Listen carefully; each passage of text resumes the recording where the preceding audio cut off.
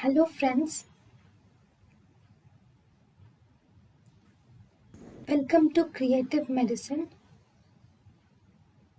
In this lecture, we will learn about Now, what are the clinical features of the gastric ulcer? Gastric ulcer is equally present in both the sexes.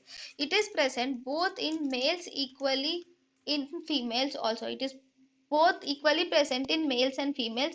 Here the patient has pain in the epigastric region.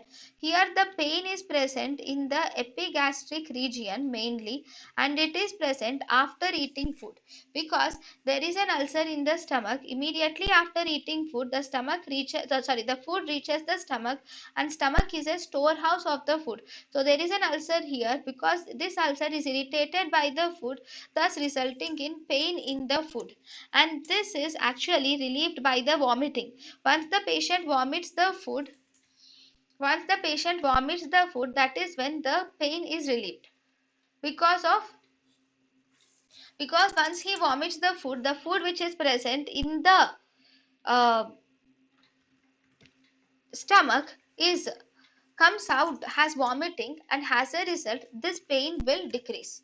Okay, so the pain is present in the epigastrium, and it is seen after eating food, and it is relieved by vomiting, and the pain is uncommon during night in gastric ulcers. In gastric ulcers, whenever this gastric ulcer bleeds, then the patient can even vomit the blood. So hematemesis is also common in the gastric ulcers. Then because the patient has pain after eating the food, though the patient's appetite is normal, he wants to eat the food but he does not eat the food.